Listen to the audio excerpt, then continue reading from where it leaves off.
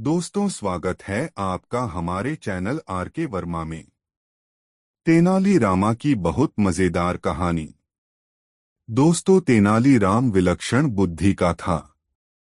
वह विपरीत परिस्थितियों में भी अपना धैर्य बनाए रखता था। उसमें ऐसे अनेक गुण थे जो उसे आम विद्वानों से अलग करते थे। उसकी इन क्षमताओं के कारण ही महाराज कृष्णदेव राय उसे ऐसे उलझनपूर्ण कार्य भी सौंप दिया करते थे जिसका हल आम सभासदों के पास नहीं हुआ करता था। एक बार महाराज एक नवजात शिशु को लेकर बहुत परेशान हो उठे। हुआ यह कि राजप्रासाद के निकट मंदिर का पुजारी सुबह एक नवजात को अपनी गोद में उठाए महाराज के पास पहुंचा और बच्चे को महाराज को सौंपते हुए बताया, महाराज, आज सुबह जब मैं मंदिर की सफाई कर रहा था तब यह नवजात बालक मुझे मंदिर की सीढ़ियों के पास पड़ा हुआ मिला। संभवतः रात भर यह बालक वहीं पड़ा हुआ था, जिसके कारण ठंडी हवा के झोंकों ने बालक को अस्वस्थ कर दिया। मैंने सबसे पहले रुई के फाहे से इस बच्चे को दूध पिलाया, फिर आंच के पास बैठकर इस बच्चे के शरीर को सेंका, जिसके बाद बालक की स्थिति में सुधार आया। महाराज, मैं बाल ब्रह्मचारी हैं और मंदिर में ईश वंदना में लगा रहता है। मुझे अपनी ही सुध नहीं रहती। ऐसे में मैं इस बालक का लालन पालन कैसे करूंगा? आप इस राज्य के महाराज हैं। विजयनगर का हर प्राणी आप पर निर्भर है। यहाँ के प्रत्येक छोटे बड़े, अमीर गरीब, स्त्री पुरुष और बालक बालिका की सुरक्षा की जिम्मेदारी राजा होने के नाते आपकी है। ऐसा सोचकर मैं यह बालक आपके पास लेकर आया है और इसे आपको सौंप रहा है। आप इसके लालन पालन की व्यवस्था करें। वैसे महाराज, मेरी सलाह है कि आप इस बालक की माता की तलाश कराएं और इसे उसको ही सौंपें, क्योंकि एक माँ से अधिक अच्छी परवरिश किसी भी शिशु की कोई दूसरा नहीं कर सकता। यह बात मनुष्य ही नहीं अपितु समस्त जीवों के लिए मान्य है। महाराज उस पंडित की अकाट्य बातें सुनकर कुछ भी बोलने की स्थिति में नहीं थे, इसलिए उन्होंने उस बच्चे को अपनी गोद में ले लिया। पंडित बालक सौंपने के बाद महाराज से विदा लेकर मंदिर चला आया। बालक को अपनी गोद में लेकर महाराज कुछ देर तक असमंजस की स्थिति में रहे। उनके मन में बार बार यह विचार उत्पन्न हो रहा था कि यदि इस शिशु को उसकी माँ की गोद मिल जाए तो इससे अच्छी और कोई बात नहीं होगी। महाराज कृष्णदेव राय धुन के पक्के थे। उन्होंने मन में ठान लिया कि वे इस बच्चे को उसकी माँ की गोद में ही सौंपेंगे। लेकिन कैसे? यह सवाल उनके अंतर्मन मने बार बार उमड़ घुमड़ रहा था। मन में उठ रहे सवालों के बवंडर से अप्रभावित महाराज बच्चे को गोद में लेकर महल चले आए और उस बच्चे को अपनी महारानी की गोद में डालते हुए कहा, महारानी, इस बच्चे की माँ की तलाश की जाएगी।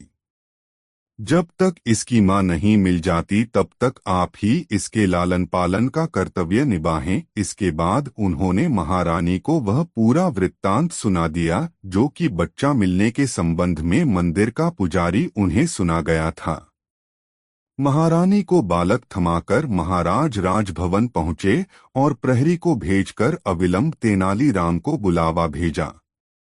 तेनालीराम अचानक महाराज द्वारा बुलाए जाने से थोड़ा उद्वेलित हुआ और अविलंब उनसे मिलने के लिए राजभवन पहुंच गया। राजभवन पहुंचकर तेनालीराम ने देखा, महाराज राजभवन में बेचैनी से टहल रहे हैं। तेनालीराम ने महाराज के सामने पहुंचकर औपचारिक अभिवादन किया, लेकिन महाराज ने बिना औपचारिकता के तेनालीराम का हाथ थाम लिया और एक मित्र की तरह टहलते हुए राजभवन के पास में बने बगीचे में चले आए। तेनालीराम के आने के बाद महाराज थोड़े आश्वस्त अवश्य हुए कि अब उस बच्चे को उसकी माँ तक पहुँचाने की व्यवस्था हो जाएगी। उन्होंने बाग में टहलते हुए पुजारी द्वारा उस शिशु को लाए जाने और शिशु को महारानी को सौंपे जाने तक की कहानी तेनालीराम को सुना दी। तेनालीराम महाराज के मन के उद्वेलन को तो समझ ही रहा था, एक राजा होने के नाते उस बालक के प्रति उनके दायित्व को भी समझ रहा था। अंततः महाराज ने कहा, तेनालीराम, मैं चाहता है कि इस बच्चे की मां की खोज की जाए और ऐसी व्यवस्था की जाए कि वह महिला अपने बच्चे का लालन पालन करे। मुझे लगता है कि किसी महिला ने अपनी गरीबी के कारण इस बच्चे को भगवान के मंदिर में छोड़ा। भगवान के मंदिर में आस्थावान, धार्मिक प्रवृत्तियों के लोग जाते हैं। बच्चे को मंदिर में छोड़ते समय उस महिला के मन में यही विचार रहा होगा कि कोई धर्मात्मा इस बच्चे को अपना लेगा और इसका लालन पालन करेगा। वह अपने बच्चे को निश्चित रूप से संस्कारवान बनाने की कामना रखती होगी, इसलिए ही उसे मंदिर के द्वार पर छोड़कर चली गई। महाराज यह सब कहते हुए भावुक हो उठे और आगे कहा, तेनालीराम, मेरा मन कहता है कि इस बच्चे को इसकी मां अवश्य मिलेगी। तेनालीराम महाराज की मनःस्थिति समझ रहा था। उसने महाराज से कहा, यदि आपका मन कहता है तो महारानी को उस बालक को पालने दीजिए और जब उसकी मां आ जाए तब उसे वह बालक सौंप दीजिए। तुम भी क्या बातें करते हो तेनालीराम? तब क्या बहुत विलंब न हो जाएगा? फिर महारानी की गोद में पलने के बाद यह बालक किसी अन्य महिला को मां का सम्मान दे पाएगा। नहीं, ऐसा करना उचित नहीं होगा, महाराज ने कहा। तेनालीराम को महाराज की बातें ठीक लगीं और उसने महाराज की इच्छा जानने के लिए पूछा, फिर उचित क्या होगा महाराज? उचित यह होगा कि हम इस बच्चे की मां को तलाश करें, महाराज ने कहा। थोड़ी देर चुप रहने के बाद महाराज ने फिर कहा, और मैं चाहता है कि उस बच्चे की मां की खोज की जिम्मेदारी तुम स्वीकार करो। यह बात हालांकि तेनालीराम पहले समझ चुका था, लेकिन महाराज के मुंह से सुन लेने के बाद उसने कहा, जैसी महाराज की आज्ञा। थोड़ी देर तक तेनालीराम चुपचाप महाराज के साथ टहलता रहा और फिर बोला, महाराज, यदि मैं इस बच्चे की मां की खोज करूंगा तो यह भी चाहेगा कि इससे संबंधित व्यवस्था भी मैं ही करूं। हाँ, तुम्हें पूरी छूट है। जो चाहो करो, महाराज ने कहा। तो महाराज, मेरी पहली विनती है कि उस बालक को राजभवन में एक पालने पर रखवा दें और उसकी देखभाल वहां हो सके इसके लिए एक दासी वहां नियुक्त करवा दें। मैं जानता हूं कि महारानी जी बच्चे की अच्छी देखभाल कर रही होंगी, लेकिन बच्चे की मां की खोज के लिए बच्चे को महल से राजभवन में लाया जाना आवश्यक है, तेनालीराम ने कहा। महाराज ने तेनालीराम को आश्वस्त किया, ऐसी व्यवस्था करा दी जाएगी। पुनः तेनालीराम ने महाराज से कहा, महाराज, पूरे विजयनगर में यह मुनादी करा दी जाए कि कल रात नगर के एक मंदिर में एक बालक मिला है। लालन पालन के लिए उसे महाराज कृष्णदेव राय अपने साथ ले गए हैं। बच्चे को उन्होंने अपना आधा राज्य देने का मन बना लिया है। इसके संबंध में कोई भी वैधानिक घोषणा करने से पूर्व महाराज इस बच्चे की मां से मिलना चाहते हैं ताकि वे उसकी मदद कर सकें। महाराज को विश्वास है कि किसी मजबूरी में ही किसी ने अपने जिगर के टुकड़े को स्वयं से अलग कर भगवान के द्वार पर छोड़ दिया होगा। महाराज ने इसकी भी स्वीकृति दे दी। दोपहर का समय था। महाराज कृष्णदेव राय का दरबार लगा हुआ था। सभा की कार्रवाई चल रही थी। महाराज से एक सभासद विजयनगर के पूर्वी भाग में सिंचाई की व्यवस्था कराने का आग्रह कर रहा था, क्योंकि बरसात के दिनों में विजयनगर के पूर्वी भाग में अपेक्षाकृत कम बारिश हुई थी, जिससे किसानों में हताशा की स्थिति थी। वे आशंकित थे कि यदि सिंचाई की व्यवस्था समय रहते नहीं की गई तो खेत में लगी फसलें बर्बाद हो जाएंगी और यदि ऐसा हुआ तो राज्य में खाद्यान्न संकट उत्पन्न हो जाएगा। अभी यह बहस जारी थी तभी एक प्रहरी एक महिला के साथ सभा भवन में आया। तेनालीराम उन्हें देखते ही समझ गया कि अवश्य उसके कहने के अनुसार मुनादी करा दी गई है, जिसके कारण यह महिला अपने बच्चे को लेने राजभवन में आई है। तेनालीराम की आशा के अनुरूप ही महिला ने महाराज के समक्ष अपना प्रतिवेदन प्रस्तुत किया। वह उस बच्चे की मां है जो महाराज को मंदिर में मिला है। बच्चा पालने में महाराज के पास ही रखा गया था। महाराज ने महिला से कहा, आओ और आकर देख लो कि यही बच्चा तुम्हारा है। महिला महाराज के आसन के पास गई। पालने में सोए बच्चे को भली प्रकार देखा। उसे गोद में लेकर उसे अपने सीने से चिपटा लिया और बिलखती हुई बोली, जी हाँ महाराज, यह बच्चा मेरा है। केवल इसके शरीर पर जो वस्त्र हैं वे मेरे नहीं हैं। बच्चे का बाप नशेड़ी है, हमेशा नशे में धुत रहता है, कमाता धमाता नहीं है। मैं अपनी तन्हाली से आजिज आ गई, तब इस बच्चे को मंदिर में भगवान के भरोसे छोड़ आई। अभी मैंने सुना कि आप इस बच्चे को आधा राज्य देने वाले हैं, तब मैं भागी भागी यहाँ आ गई।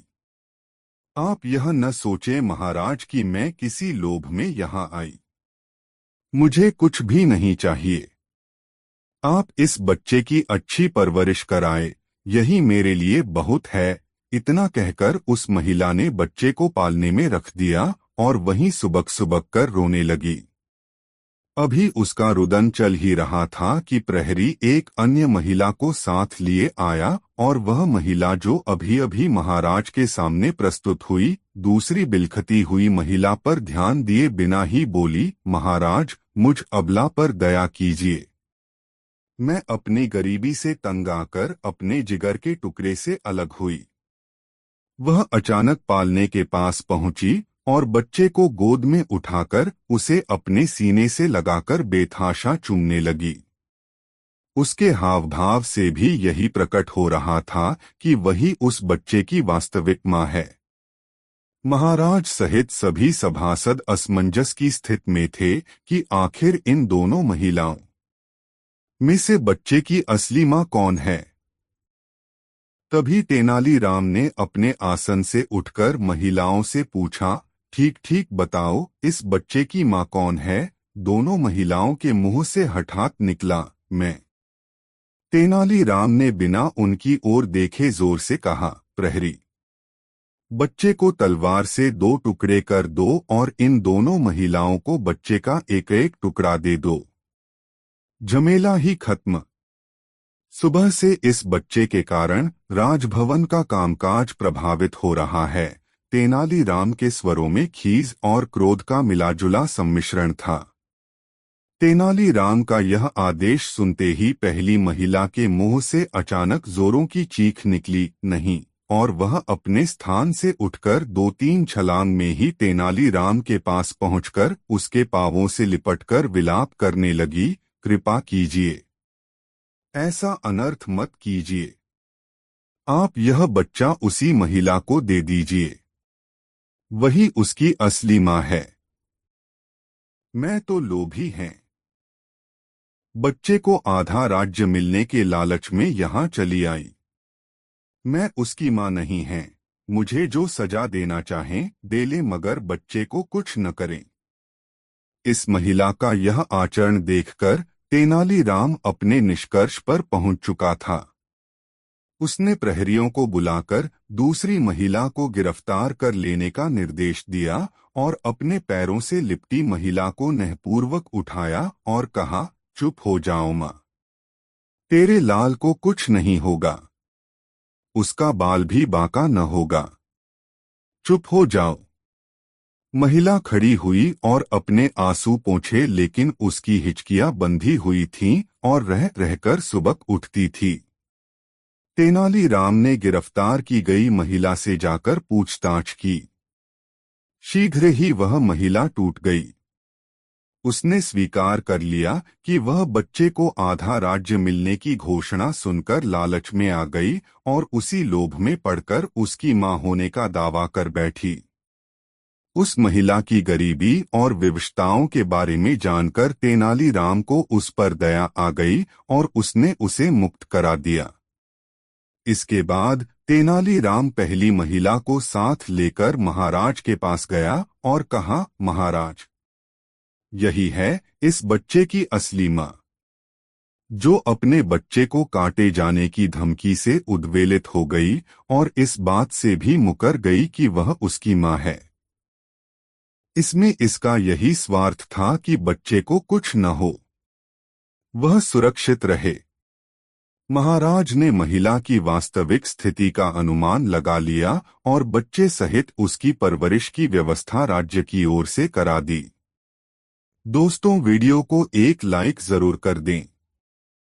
दोस्तों, तेनालीराम अपनी मेधा के बूते विजयनगर के दरबार का सबसे लोकप्रिय सभासद बन चुका था। एक साधारण विदूषक ने इतनी तरक्की कर ली थी कि उसके सहकर्मी सभासद उससे ईर्ष्या करने लगे थे। तेनालीराम को किसी चीज का अभाव नहीं था। प्रायः दरबार में महाराज उसकी बातों से प्रसन्न होकर उसे कुछ न कुछ देते रहते थे। सहकर्मियों की ईर्ष्या का यही कारण था। एक दिन दरबार में इस बात की चर्चा आरंभ हो गई कि कोई किसी को कितनी बार मूर्ख बना सकता है, एक बार, दो बार या बार बार। अधिकांश सभासदों की राय थी कि कोई भी व्यक्ति किसी को एक बार तो मूर्ख बना सकता है, बार बार नहीं।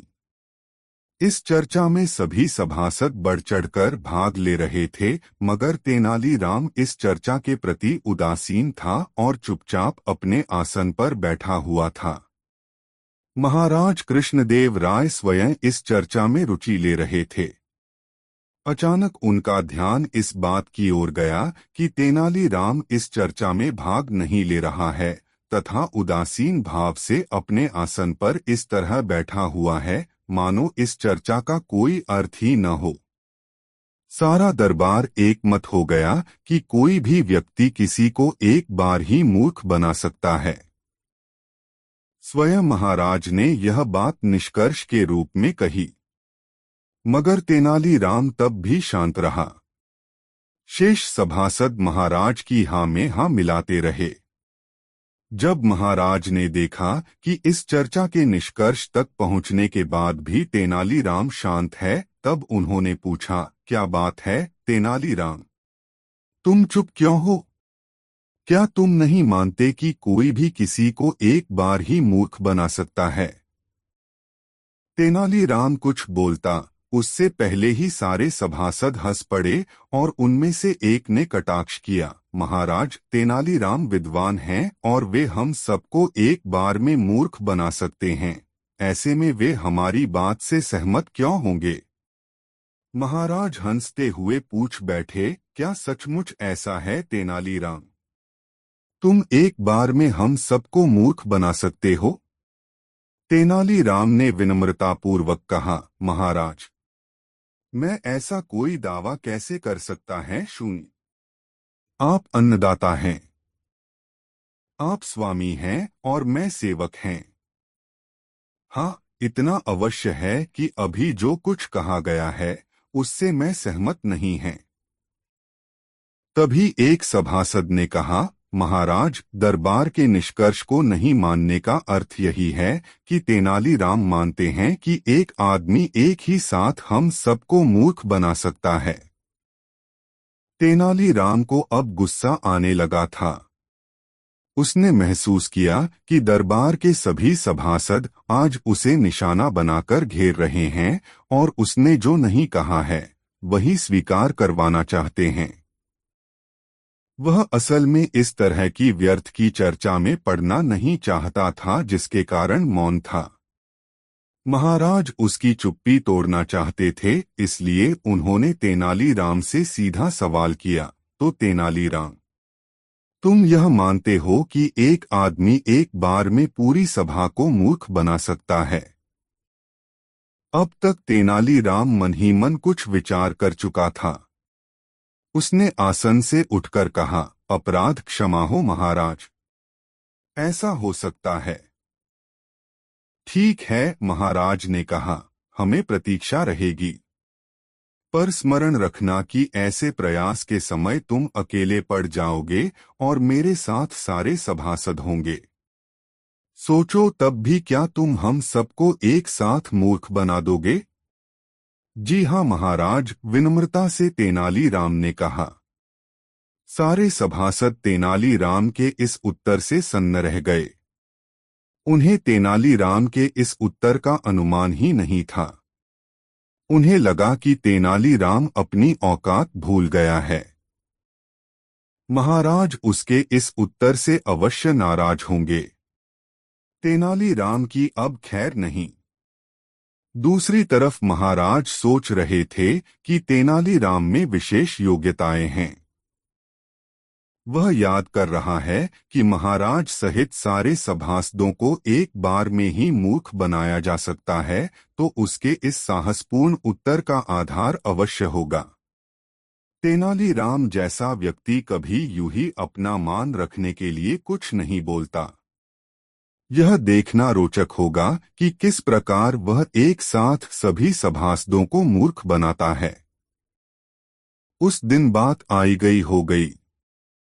दूसरे दिन से महाराज के दरबार में सामान्य दिनों की तरह ही कामकाज होने लगा। सभासद और महाराज तेनालीराम की बात को भूल गए। एक दिन तेनालीराम अपनी खाट झाड़ रहा था। घर में सफाई हो रही थी। खाट झाड़ने पर खाट से कुछ खटमल गिरे। खटमलों को देखकर तेनालीराम के मस्तिष्क में एक विचार कौंध गया और उसने उनमें से मोटे मोटे खटमलों को एकत्रित कर एक छोटी डिबिया में बंद कर लिया। रसोई से वह एक छोटी खरल, मूसली और एक छोटी चिमटी उठा लाया। इन सारी चीजों को उसने एक थैली में रख लिया। उसके होठों पर एक विचित्र मुस्कान तैर रही थी और आंखों में एक विशेष चमक थी। दूसरे दिन तेनालीराम अपने नियत समय से पहले बिस्तर से उठ गया और शीघ्रता से स्नान करके राजदरबार की ओर चल पड़ा। जिस समय वह राजदरबार पहुंचा, उस समय वहां कोई नहीं आया था। उसने थैली से डिबिया निकाली और उसका ढक्कन खोलकर उसमें रखे खटमल महाराज के आसन पर उलट दिए। फिर उसने डिबिया देखी। सारे खटमल महाराज के सिंहासन पर उड़ेले जा चुके थे और डिबिया खाली थी। इसके बाद तेनालीराम अपने आसन पर जा बैठा। धीरे धीरे सभासद आने लगे। दरबार भरने लगा। थोड़ी देर बाद दरबार के सारे आसन भर गए। महाराज भी आए और सभा की कार्रवाई शुरू हो गई। सभा की कार्रवाई अभी थोड़ी देर ही चली थी कि महाराज को एक खटमल ने काट लिया। महाराज ने पहलू बदला। थोड़ी राहत महसूस की कि फिर खटमल ने उन्हें काट लिया। थोड़ी ही देर में महाराज बेचैन हो उठे। खटमलों के काटने से वे परेशान थे। उन्होंने चीखकर क्रोध भरे स्वर में पूछा, मेरे आसन पर खटमल कहाँ से आ गए?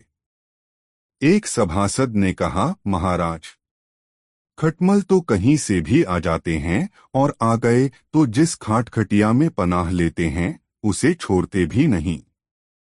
मानव रक्त ही इनका आहार होता है, इसलिए ये ऐसी ही जगह पर बसेरा बनाते हैं जहां मनुष्य बैठता है या सोता है। आप में से कोई इन खटमलों से बचने का उपाय जानता हो तो कुछ करे। सभासद मौन हो गए। थोड़ी देर तक आपस में धीमे धीमे बातें करने के बाद एक सभासद ने कहा, सिंहासन पर गर्म पानी उड़ेलने से थोड़ी राहत मिल सकती है। महाराज खटमलों के काटने से परेशान हो उठे थे, जिसके कारण उन्होंने आवेश में कहा, राहत नहीं, छुटकारा चाहिए।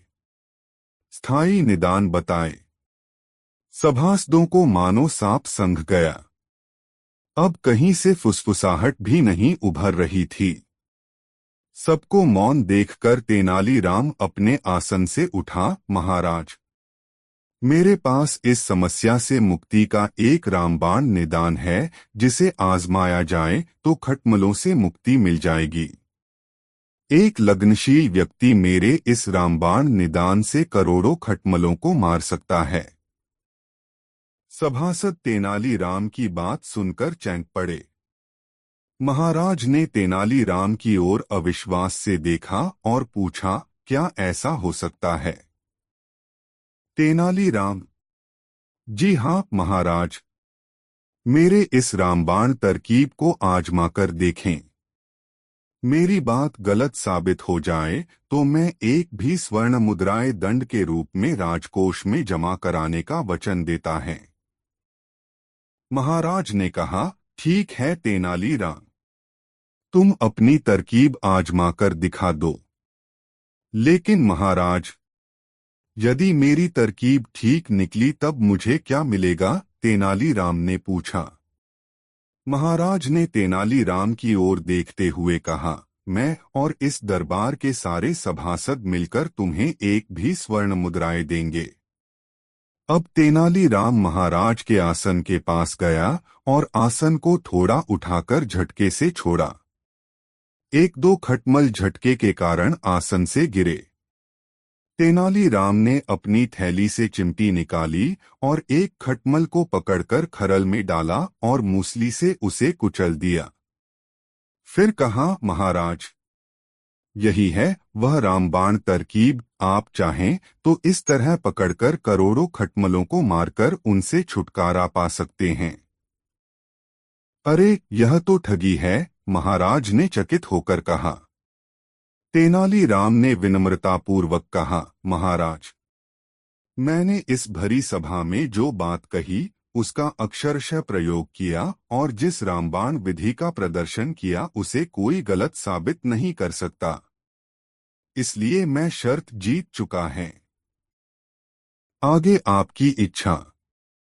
महाराज ने स्वीकार कर लिया कि तेनालीराम शर्त जीत चुका है तथा उसे तत्काल राजकोष से एक भी स्वर्ण मुद्राएं देने का निर्देश देते हुए उन्होंने राज्य कोषागार के प्रधान से कहा, सभासदों के मासिक वेतन से इसकी आधी राशि प्राप्त कर ली जाए। सभी सभासदों के वेतन से समान राशि काटी जाए। क्यों? उन्होंने सभासदों की ओर उनकी सहमति जानने के लिए प्रश्न किया। सभी सभासदों ने कहा, ठीक है महाराज, हमें स्वीकार है। इसके बाद पुनः अपने आसन से तेनालीराम उठा और ऊंचे स्वर में कहा, महाराज, धृष्टता क्षमा करें। कुछ दिन पूर्व इसी सभा में मुझसे प्रमाणित करने के लिए कहा गया था कि एक आदमी महाराज सहित पूरी सभा को मूर्ख बना सकता है। इसी शर्त को आज मैंने साबित किया है। मुझे इन एक भी स्वर्ण मुद्राओं की कोई आवश्यकता नहीं है। कृपया अपना निर्देश वापस ले लें। फिर वह महाराज के आसन के पास गया और महाराज से थोड़ी देर के लिए आसन छोड़ने का अनुरोध किया। महाराज समझ गए कि तेनालीराम आसन से खटमलों का सफाया करने के लिए उपस्थित हुआ है। तेनालीराम जानता था कि खटमल थोड़ी देर पहले ही आसन पर रखे गए हैं, इसलिए अभी वे अपने छुपने का स्थान नहीं बना पाए होंगे। उसने आसन पटक कर खटमलों को उससे निकाला और उन्हें कुचलकर मार डाला। महाराज ने भरी सभा में तेनालीराम की मानसिक क्षमता की सराहना की और वह एक बार फिर सभासदों पर भारी पड़ा। दोस्तों, यह कहानी आपको कैसी लगी कमेंट बॉक्स में जरूर बताएं। 3 दोस्तों महाराज कृष्णदेव राय अपने प्रिय सभासद तेनालीराम के साथ प्रायः विजयनगर के भ्रमण के लिए निकल जाते थे। प्रजा का दुख दर्द जानने का उन्हें अपना यह तरीका बहुत पसंद था। इस तरह के भ्रमण से जहां वे अपने राज्य की समस्त सूचनाओं से भिज्ञ रहते थे, वहीं अपने राज्य के विभिन्न क्षेत्रों के लोगों के मनोभावों से भी परिचित होते थे। तेनालीराम को वे इस तरह की यात्राओं के समय हमेशा साथ रखते थे। उसका एकमात्र कारण यह था कि तेनालीराम उनके मनोभावों को आसानी से समझ लेता था और स्थिति देखकर उसके अनुकूल आचरण करना जानता था। एक बार विजयनगर में अच्छी बारिश हुई। समय पर अच्छी वर्षा हो जाने से फसल भी बहुत अच्छी हुई, जिससे विजयनगर के कृषकों में काफी खुशी थी। महाराज तेनालीराम के साथ प्रदेश की यात्रा पर थे। वे एक गांव से दूसरे गांव जाते और ग्रामीणों की वास्तविक दशा से अवगत होकर आगे बढ़ जाते। वे तेनालीराम के साथ ही किसी गांव में पड़ाव डालकर रात बिताते और सुबह होते ही आगे बढ़ जाते। यह सिलसिला काफी समय से चल रहा था। एक दिन महाराज तेनालीराम के साथ एक गांव से गुजर रहे थे। रास्ते में धान के एक खेत में एक किसान उल्लसित भाव में बैठा हुआ मिल गया। महाराज ने उसके पास जाकर कहा, भगवान की कृपा से इस बार फसल बहुत अच्छी हुई है न? उस किसान ने महाराज और तेनालीराम को सामान्य राहगीर समझा और बहुत दर्प के साथ उत्तर दिया, अरे भाई, इसमें भगवान की कृपा जैसी कोई बात नहीं है। खेत में कुछ भी भगवान की कृपा से नहीं उगता है। उगता है अच्छे बीज, खाद, सिंचाई और निराई के कारण। अभी जो यह लहलहाता हुआ खेत देख रहे हो, वह मेरी मेहनत के कारण है, भगवान की कृपा के कारण नहीं। मैंने कड़ी धूप में इस खेत में कुदाल चलाया, कड़ी मेहनत कर मिट्टी तैयार की, बारिश में भीग भीग कर बुआई की, लगातार सतर्क रहा, समय पर सिंचाई की, रात में जगकर फसल की रखवाली की। तब जाकर यह खेत इस तरह लहलहाया है। यह मेरी लगातार मेहनत का परिणाम है। जो भी मेहनत करेगा, खेत उसके लिए अच्छी पैदावार देगा ही। यही नियम है। न तो यह भाग्य का खेल है और न ही ईश्वरीय चमत्कार। तेनालीराम ने किसान को इस तरह अतिविश्वास में बोलते सुना तब किसान से कहा, हाँ, तुम ठीक कहते हो, मेहनत करने वालों को ही उसका अच्छा फल भी प्राप्त होता है। इतना कहकर उसने महाराज को आगे बढ़ने का संकेत किया। दोनों अपने गंतव्य की ओर बढ़ने लगे। इस घटना के कुछ वर्ष बाद विजयनगर अनावृष्टि का शिकार हो गया। बरसात के मौसम में भी आसमान में बादलों के दर्शन दुर्लभ हो गए। सूर्य की सीधी किरणों से धरती में दरारें पड़ने लगीं। विजयनगर की प्रजा त्राहि करने लगी। मवेशियों के लिए चारे का अभाव हो गया। चारा नहीं मिलने के कारण मवेशी मरने लगे। पूर्व में विजयनगर की ऐसी हालत कभी हुई हो, ऐसा महाराज की स्मृति में नहीं था। उन्होंने एक दिन तेनालीराम से प्रजा का दुख सुख जानने के लिए विजयनगर भ्रमण का कार्यक्रम तैयार करने के लिए कहा। तेनालीराम ने महाराज के खुफिया विभाग से विजयनगर के ऐसे इलाकों का नक्शा तैयार करवा लिया जहां अनावृष्टि के कारण भुखमरी की नौबत आ चुकी थी। किसान पलायन करने को बाध्य हो गए थे। मवेशी मर रहे थे। नक्शा मिल जाने पर तेनालीराम ने गांवों की प्राथमिकताएं तय की कि कहां पहले जाना चाहिए और कहां बाद में। फिर महाराज और तेनालीराम का विजयनगर भ्रमण का अभियान शुरू हो गया। महाराज कृष्णदेव राय बहुत सूक्ष्मता से यह जानकारी जुटा रहे थे कि किस गांव में कितने किसान रहते हैं और अनावृष्टि के कारण उन्हें कितना नुकसान उठाना पड़ रहा है। वैसे राज्य का खुफिया विभाग अपने स्तर पर पूरे राज्य की बदहाली के संबंध में महत्वपूर्ण तथ्य जुटाने में लगा था और राज्य का सिंचाई विभाग उन संभावनाओं की तलाश में था जिससे अनावृष्टि के बावजूद राज्य में कृषि की पहल की जा सके। महाराज ने राज्य के अन्न भंडार के द्वार अनावृष्टि के शिकार कृषकों के सहायतार्थ खुलवा दिए थे। मगर इतना ही काफी नहीं था। इसलिए वे स्वयं गांवों की वास्तविक स्थिति का मूल्यांकन करने के लिए निकले थे। यात्रा आरंभ करने के एक सप्ताह बाद ही महाराज उस गांव में थे जहां का एक किसान कभी उनसे बोला था, कृषि उत्पाद उसके श्रम का परिणाम है, ईश्वरीय कृपा का नहीं। उस गांव में प्रवेश के साथ ही उन्हें वह घटना याद हो आई। संयोग की बात थी कि तेनालीराम को वह किसान खेत की मेड़ पर बैठा दिख गया। किसान उदास था और उसके खेत में भी दूर तक कोई फसल नहीं दिख रही थी। उसके पास पहुंचने के बाद तेनालीराम ने महाराज को रुकने का संकेत किया और खुद उस किसान के पास पहुंचकर पूछा, क्या बात है भाई, बहुत उदास दिख रहे हो? उस किसान ने लंबी सांस ली और बोला, क्या कहे भाई, सब किस्मत का खेल है। कभी इस खेत में फसलें लहलहाती थीं। इस साल ऊपर वाले ने ऐसा कहर बरपा किया है कि खेत में डाले गए बीज सूरज की तपिश से भुन गए। खाद बर्बाद हो गई।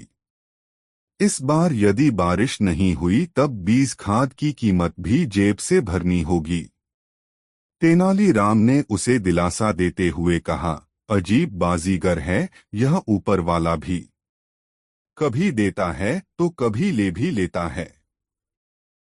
तेनालीराम की बातें सुनकर किसान ने उसकी ओर देखा।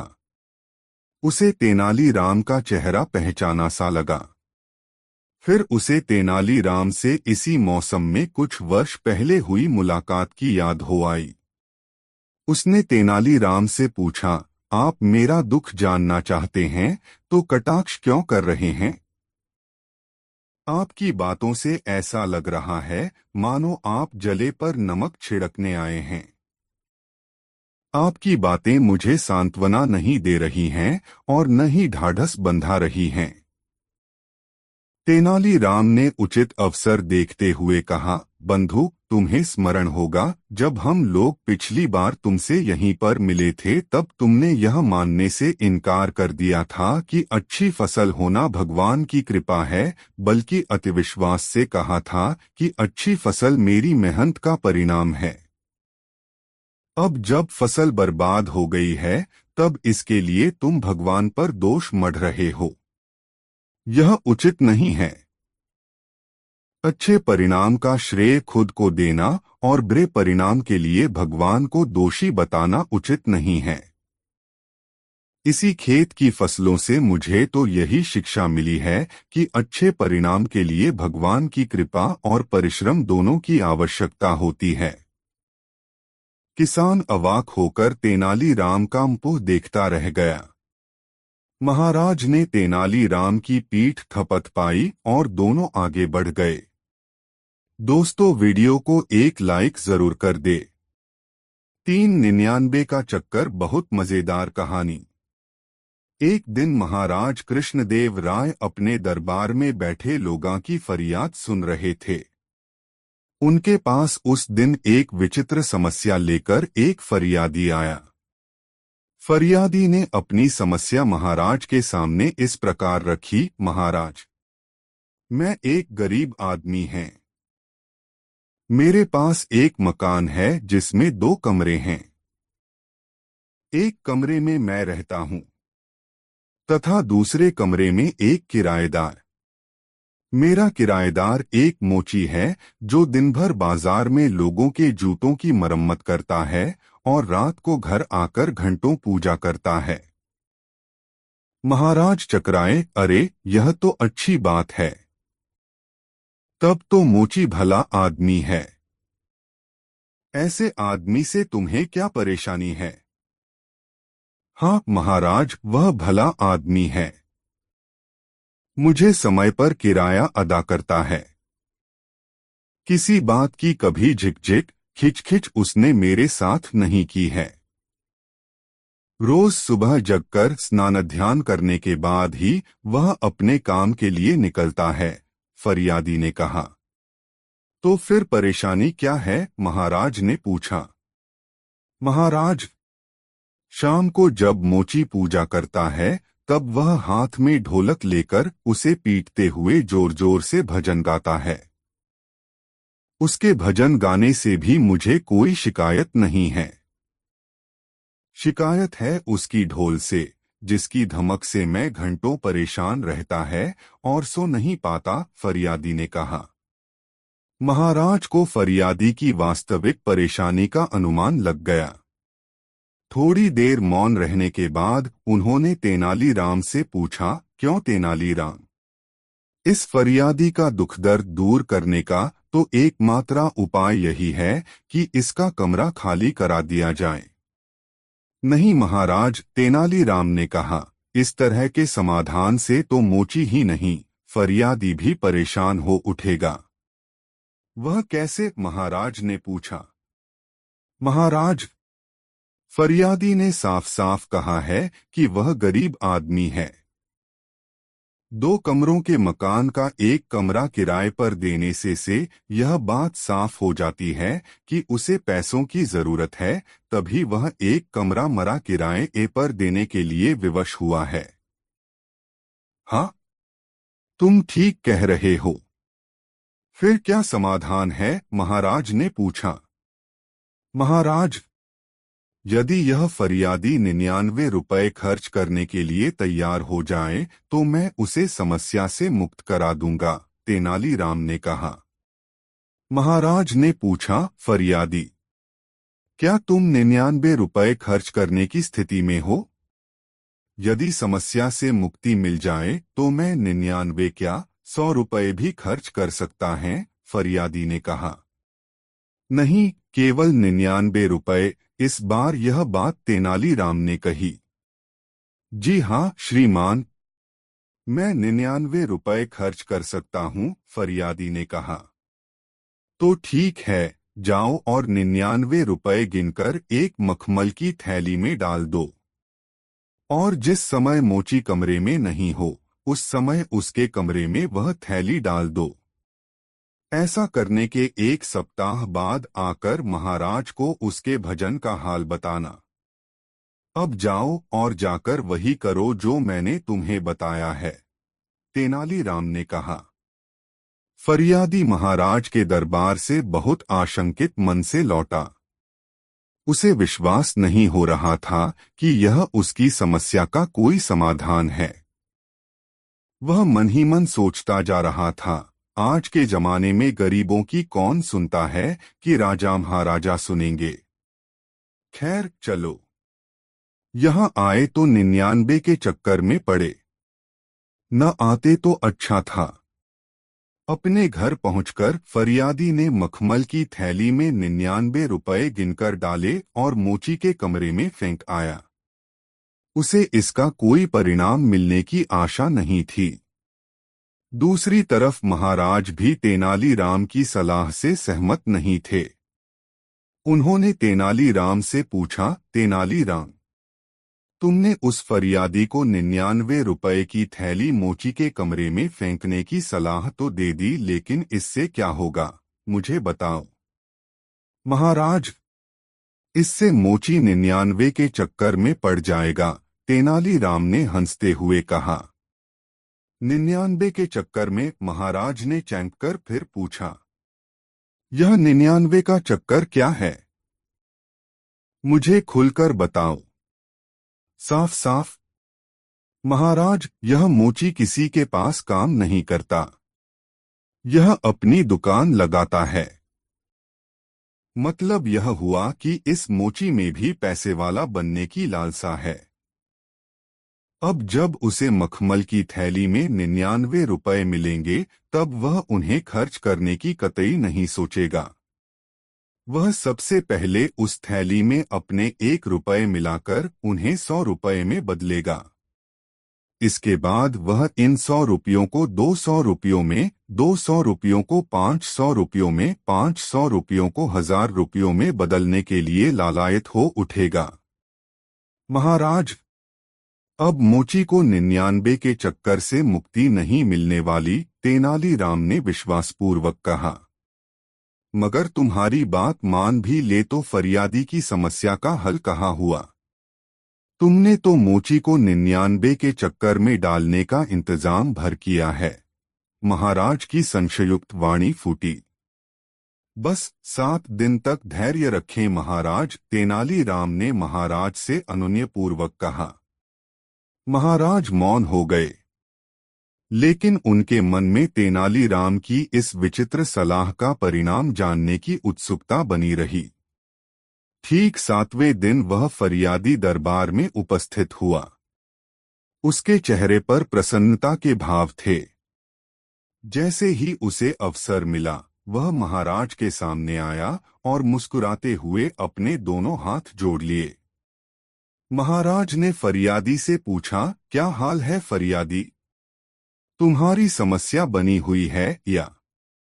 फरियादी ने तत्परता से उत्तर दिया, महाराज, अब कोई समस्या नहीं है। अरे, यह चमत्कार कैसे हुआ? महाराज ने विस्मय से पूछा। महाराज, जिस दिन मैंने मोची के कमरे में थैली फेंकी, उस रात मोची ने थोड़ी देर तक भजन गाया। उसके दूसरे दिन भी थोड़ी देर तक भजन गाया, लेकिन उसके बाद से वह रोज रात को जूते गांठने के काम में लगा रहता है।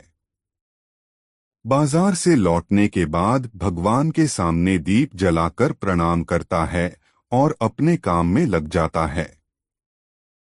महाराज, मुझे अब उससे कोई शिकायत नहीं है। मैं रोज रात को चैन की नींद सोता है। महाराज ने देखा, तेनालीराम मंद मंद मुस्कुरा रहा था। दोस्तों, यह कहानी आपको कैसी लगी कमेंट में जरूर बताएं और वीडियो को एक लाइक जरूर कर दे। 8 दोस्तों, महाराज कृष्णदेव राय धर्म में आस्था रखते थे और समय समय पर तीर्थ स्थलों का भ्रमण कर वहां के देवालयों में पूजा अर्चना करते थे। एक बार महाराज द्रविड़ राज्य के तीर्थ स्थलों का भ्रमण करने गए। वहां एक देवालय में उन्हें एक तेजस्वी पुजारी के दर्शन हुए। वह पुजारी प्रकांड पंडित थे, समस्त शास्त्रों के ज्ञाता। महाराज उनसे बात कर बहुत संतुष्ट हुए। उनके मन के अनेक संशयों का निवारण भी इस बातचीत में हो गया। महाराज पुजारी के पास से संशय मुक्त होकर उठे और बहुत विनम्र भाव से पुजारी को कभी विजयनगर आने का न्योता दिया। पुजारी राजा कृष्णदेव राय के व्यवहार से बहुत प्रसन्न हुए और महाराज को आश्वस्त किया कि जब कभी भी उचित अवसर आएगा, वह विजयनगर अवश्य आएंगे।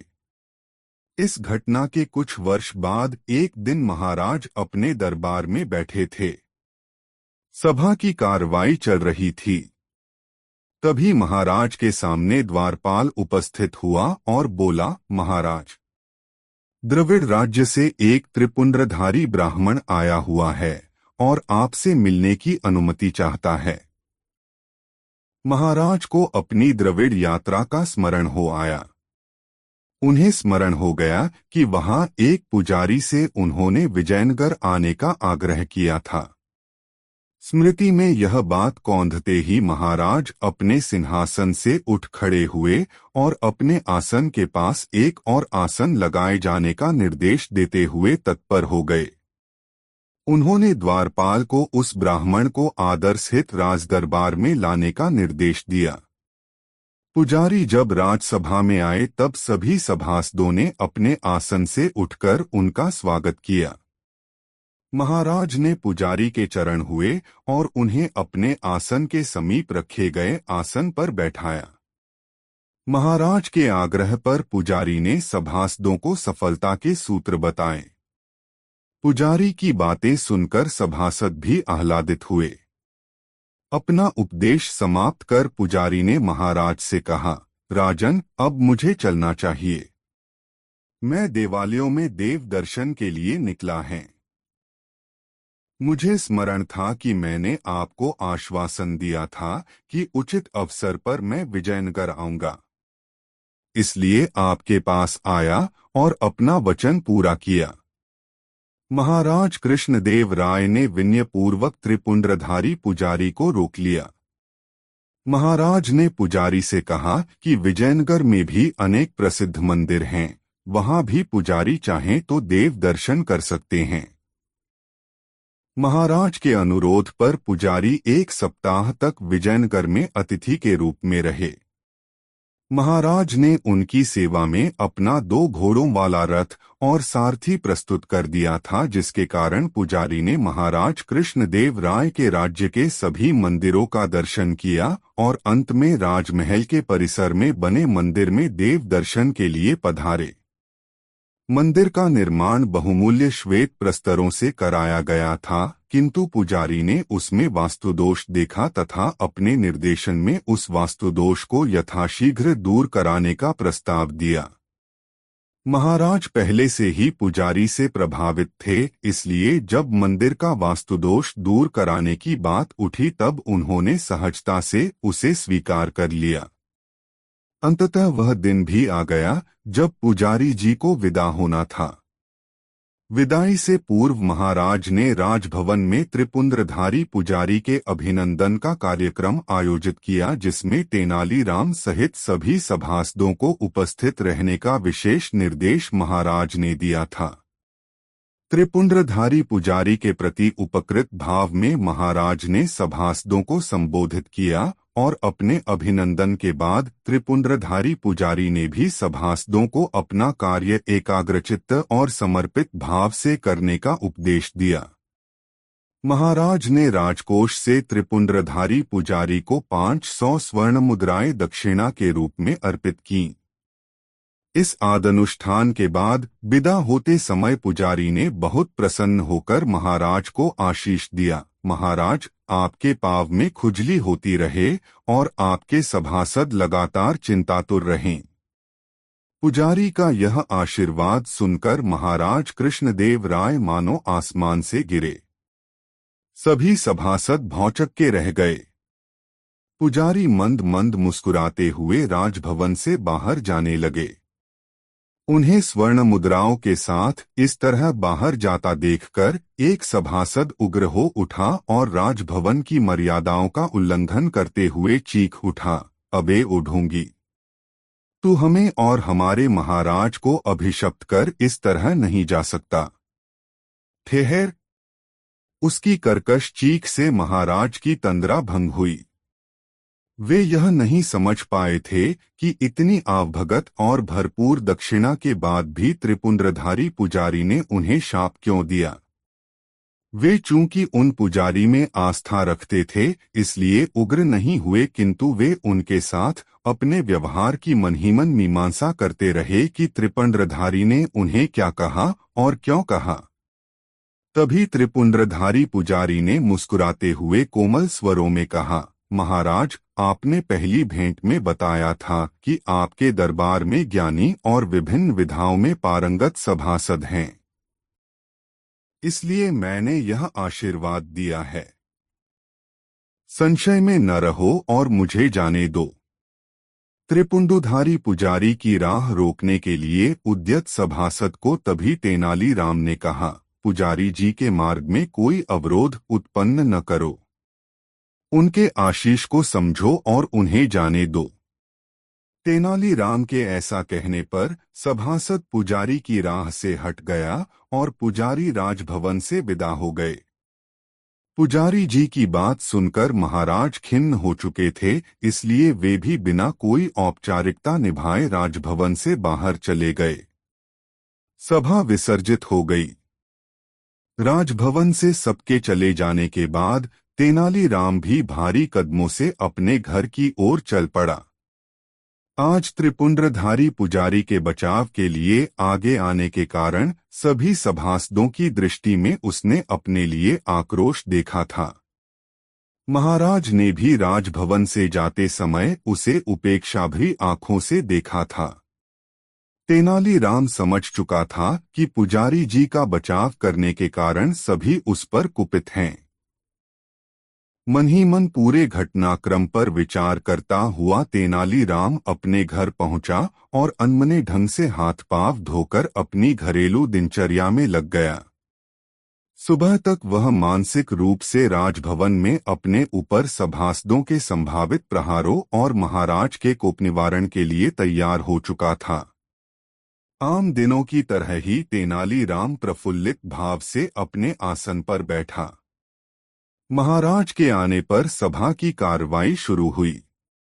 एक सभासद ने कल राजदरबार में त्रिपुंड्रधारी पुजारी के आशीष की पंक्तियां सुनाते हुए कहा, महाराज, मैं विनयपूर्वक आग्रह कर रहा है कि माननीय सभासद तेनालीराम कृपापूर्वक स्पष्ट करें कि इन शाप भरी पंक्तियों को उन्होंने आशीष की संज्ञा देकर उस त्रिपुंड्रधारी ढोंगी का बचाव क्यों किया। महाराज ने भी तत्काल कहा, हाँ तेनालीराम, स्पष्ट करो कि पुजारी